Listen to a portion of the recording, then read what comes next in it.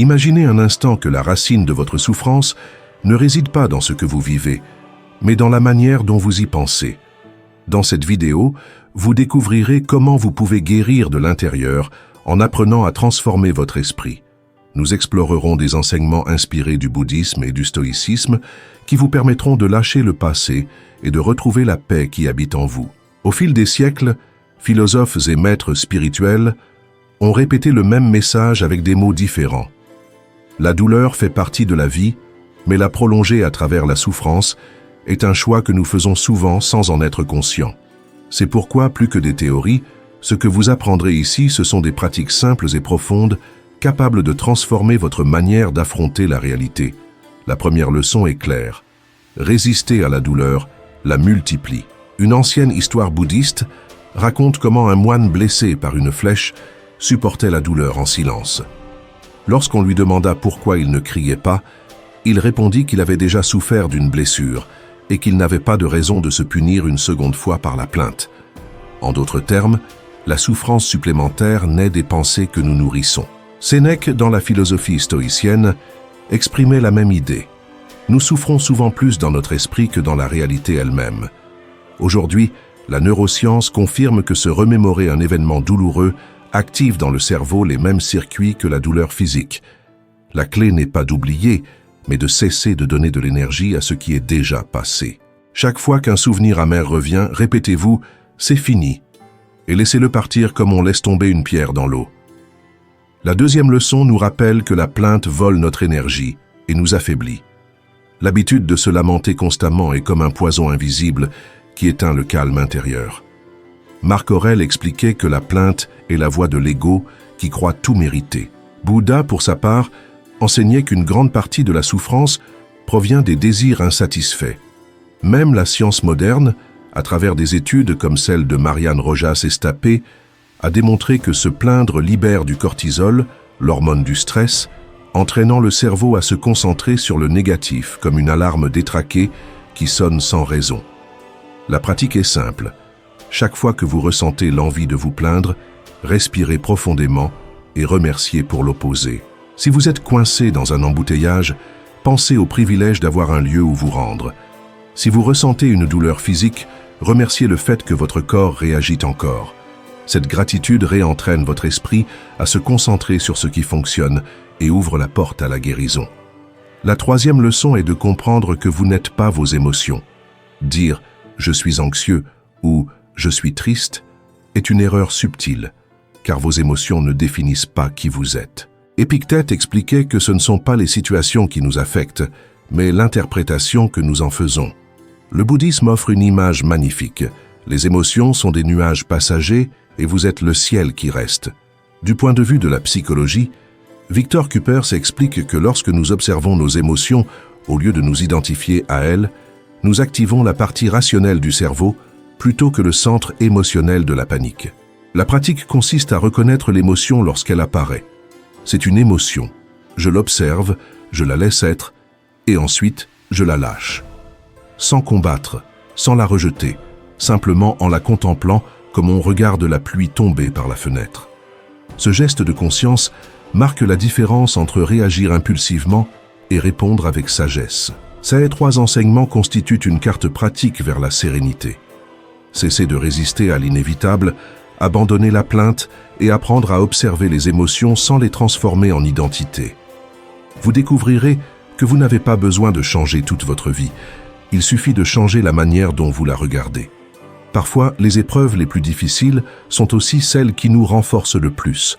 Le feu qui semble détruire peut en réalité purifier. Sénèque disait que les flammes mettent l'or à l'épreuve et l'adversité révèle la véritable force de l'âme.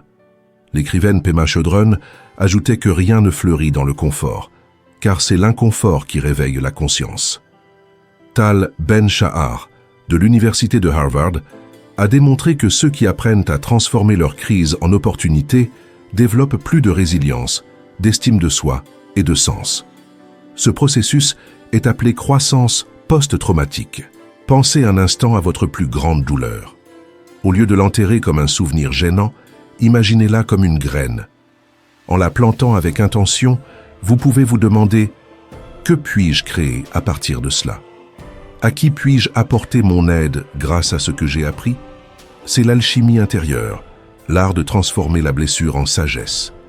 Et ce que vous avez vu jusqu'à présent n'est que les premières leçons. Il reste encore des enseignements sur la manière d'entraîner l'esprit, de libérer le besoin d'approbation et d'apprendre à voir la souffrance comme un maître silencieux. Si ces idées résonnent en vous, restez jusqu'à la fin, car le meilleur est à venir. Il ne s'agit pas de promesses vaines, mais de pratiques réelles que vous pouvez appliquer dès aujourd'hui, dans le silence, mais avec une grande puissance. Dites-nous dans les commentaires quelle leçon vous a le plus marqué et partagez ce message avec quelqu'un qui en a besoin. Et souvenez-vous, respirez, car chaque respiration fait aussi partie de votre guérison. Le quatrième enseignement nous conduit à une vérité profonde. Ce qui est le plus précieux n'est pas le temps, mais l'attention. Le bouddhisme comme le stoïcisme s'accordent à dire que ce à quoi vous prêtez attention finit par diriger votre vie. Marc Aurèle résumait ainsi « La vie de chaque personne est le reflet de ses pensées ». Et Bouddha enseignait qu'avec une attention correcte, même la souffrance peut se transformer en sagesse. La science le confirme. Marianne Rojas. Estapé explique que ce sur quoi vous posez votre regard s'étend. Lorsque vous concentrez votre attention sur ce qui manque, l'anxiété surgit. Lorsque vous vous focalisez sur ce que vous possédez déjà, votre cerveau libère des substances qui génèrent calme, gratitude et bien-être. C'est pourquoi, pendant les 3 prochains jours, essayez cet exercice. Au réveil, cherchez 3 choses simples qui vous apportent la paix. Cela peut être une lumière, un parfum ou une sensation. À mi-journée, prenez une pause de 30 secondes pour respirer et vous rappeler « Je suis ici, je suis en sécurité ». Et avant de dormir, choisissez mentalement le meilleur moment que vous avez vécu, même s'il est petit. Ce n'est pas de la magie, c'est de la neuroscience appliquée à votre quotidien, bien que les sages le savaient déjà depuis des siècles. Une autre leçon essentielle est d'accepter que vous ne pouvez pas contrôler ce qui se passe, mais seulement la manière dont vous le recevez. Épictète l'exprimait clairement. Ce qui se passe n'est pas entre nos mains, mais la façon dont nous y répondons, oui. Le Dalai Lama ajoutait que, lorsque vous perdez quelque chose, vous ne perdez pas la leçon qu'il laisse derrière lui. La véritable paix ne consiste pas à fuir le chaos, mais à rester ferme lorsque la tempête se présente. La neuroscience moderne, à travers des auteurs comme Nassim Taleb, parle de antifragilité. Il ne s'agit pas seulement de résister à l'imprévu, mais de croître grâce à lui. Imaginez ceci. Lorsqu'une situation difficile se présente, pensez que vous êtes à l'intérieur d'un dôme en marbre blanc. Écoutez ce qui se passe dehors. Bruit, jugement, plainte. Mais reconnaissez que rien ne peut entrer si vous ne le permettez pas. Pratiquer cet exercice renforce votre stabilité émotionnelle, vous donnant un bouclier invisible que seuls possèdent les sages. Il existe des vérités qui, bien qu'elles soient difficiles à accepter, sont profondément libératrices. L'une d'elles est de comprendre que personne ne vous doit rien. Bouddha enseignait que le besoin d'approbation, de reconnaissance ou de justice externe est une chaîne qui emprisonne l'âme. Épictète résumait cela avec une métaphore percutante. Attendre que le monde soit juste simplement parce que vous l'êtes est aussi absurde que de croire qu'un lion ne vous attaquera pas parce que vous êtes végétarien. Le piège émotionnel le plus courant est de penser que, grâce à vos efforts, votre bonté ou votre douleur, la vie devrait vous récompenser. Cependant, la réalité ne fonctionne pas comme un marché de récompenses et de punitions. La vie est simplement. Les recherches de Tal Ben-Shahar montrent que les personnes qui pratiquent l'acceptation radicale vivent avec plus de paix et moins de frustration, car elles cessent de gaspiller de l'énergie à attendre ce qui pourrait ne jamais arriver. Il existe une pratique puissante que vous pouvez appliquer chaque soir. Répétez mentalement ces mots. Personne ne me doit de l'amour. Personne ne me doit de la gratitude. Personne ne me doit rien. Tout ce que je reçois est un cadeau, pas un droit. Cet exercice ne refroidit pas votre cœur, au contraire, il vous libère de charges invisibles. Et dans cette liberté se produit quelque chose de surprenant. L'amour et la gratitude commencent à arriver de manière plus authentique et abondante. L'enseignement suivant nous invite à regarder à l'intérieur. Ce que vous critiquez à l'extérieur est souvent ce que vous n'avez pas encore guéri en vous. Chaque fois que quelque chose vous irrite profondément, en réalité, vous voyez un reflet de vous-même. Marc Aurèle écrivait que ce que vous percevez comme un défaut chez les autres habite probablement aussi en vous. Et Bouddha rappelait que la haine ne se dissout jamais par plus de haine, mais par la compréhension. La neuroscience moderne soutient cette idée. Comme l'explique Borja Vilaseca, tout ce que vous n'acceptez pas de vous-même, vous le projetez sur les autres. Pour cela, réalisez cet exercice de miroir intérieur. Faites une liste mentale des personnes qui vous irritent, vous agacent ou vous déçoivent le plus. Puis demandez-vous avec honnêteté, quelle part de moi ressemble à cela? À quel moment de ma vie ai-je agi de la même façon? Quelle blessure propre est reflétée en eux? Ce processus ne consiste pas à justifier les actions des autres, mais à illuminer ce qui a encore besoin de guérir en vous. Et celui qui allume sa propre lumière cesse de vouloir éteindre celle des autres. Nous avons déjà parcouru 8 leçons, et si vous êtes encore là, ce n'est pas un hasard. Quelque chose en vous s'éveille. Un appel intérieur qui vous rappelle qu'il est temps de guérir, de laisser derrière soi les culpabilités et les vieilles chaînes, et d'embrasser la vie telle qu'elle se présente. Si ce voyage vous a fait réfléchir, ressentir ou vous questionner, restez proche, car le plus profond est encore à venir. Mais pour l'instant, respirez simplement et ressentez. La 9e leçon nous invite à lâcher le besoin d'approbation externe. Vivre pour plaire à tous est l'un des plus grands tourments de l'âme, tandis que se libérer des applaudissements est un acte immense de liberté. Épictète avertissait que celui qui cherche à plaire à tous finit par se perdre lui-même. Et Pema Chodron rappelait avec compassion qu'il est inutile de chercher à l'extérieur l'approbation que nous ne nous sommes jamais donnée intérieurement. Lorsque votre bien-être dépend de la validation externe, votre cerveau s'habitue à courir après les « j'aime », les éloges et l'acceptation. Vous devenez esclave de l'image et perdez votre autonomie émotionnelle. Pour cela, réalisez ce simple exercice de libération. Répétez en silence. Je n'ai pas besoin d'être approuvé. J'ai juste besoin d'être authentique. Ma valeur n'est pas dans le bruit extérieur, mais dans le calme de mon intérieur. Ensuite, osez faire quelque chose que vous taisez habituellement par peur du jugement. Exprimez une vérité, gardez un silence, faire un petit geste authentique. Vous découvrirez la légèreté et la paix d'être vous-même. La 10e leçon nous rappelle que la peur n'est pas un ennemi mais un messager. Marc Aurèle disait que la plupart des peurs sont des souffrances anticipées qui se produisent presque jamais. Et Bouddha enseignait « Ne fuis pas la peur, assieds-toi avec elle et écoute-la ». La peur n'est pas un obstacle. C'est une boussole qui indique ce que vous valorisez et ce qui doit encore guérir.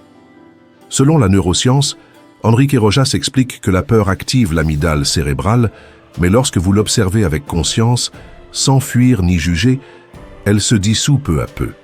La peur se nourrit de l'évasion et disparaît avec l'attention pleine. Un exercice ancestral pour l'affronter est celui du seuil du lion. Imaginez-vous devant une vieille porte. Derrière elle se trouve ce que vous désirez le plus dans votre vie. Cependant, juste avant de traverser, un lion apparaît. Ce lion est votre peur. Il n'est pas là pour vous détruire, mais pour vous rappeler que de l'autre côté se trouve votre plus grand trésor. Ce lion devant la porte n'est pas là pour vous détruire, seulement pour vous demander si vous êtes vraiment prêt. Ne lui répondez pas par la lutte. Regardez-le en face et dites-lui « Je ne viens pas me battre, je viens te traverser ». Cet acte symbolique entraîne l'âme à avancer même avec peur, rappelant que le courage ne consiste pas à ne pas avoir peur, mais à marcher malgré elle. L'enseignement suivant nous rappelle que le silence n'est jamais vide, mais pure présence. Dans un monde où tous tentent de se faire entendre par des cris, le silence devient une véritable révolution. Bouddha disait que dans le silence, l'âme écoute, et Marc Aurèle conseillait de parler seulement lorsque les mots peuvent surpasser la qualité du silence. Aujourd'hui, la science confirme ce que les sages pressentaient. La quiétude renforce la plasticité cérébrale, réduit le cortisol et apporte clarté mentale. Un exercice puissant est l'heure muette. Consacrez chaque jour un moment sans musique, sans écran, sans conversation. Asseyez-vous simplement avec vous-même ou marchez calmement, sans planifier, en observant seulement ce qui vous entoure. Le silence agit comme une pluie douce qui nettoie l'esprit. La 12e leçon nous parle de remercier même ce que nous ne comprenons pas encore.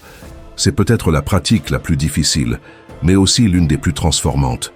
Thich Nhat Hanh enseignait que même la boue mérite gratitude, car sans elle, il n'y aurait jamais de lotus. La vie ne donne pas toujours ce que vous désirez, mais ce dont vous avez besoin pour grandir, même si au début vous ne le comprenez pas. Il existe des blessures que vous ne parvenez pas encore à expliquer, des situations qui semblent injustes. Pourtant, vous pouvez choisir de remercier. La gratitude active des régions cérébrales liées au bien-être et éteint les réseaux de la peur. Il n'est pas nécessaire d'avoir une raison claire pour remercier. Votre présence suffit. Faites cet exercice simple. Pensez à quelque chose qui vous fait mal ou que vous ne comprenez pas encore et répétez intérieurement.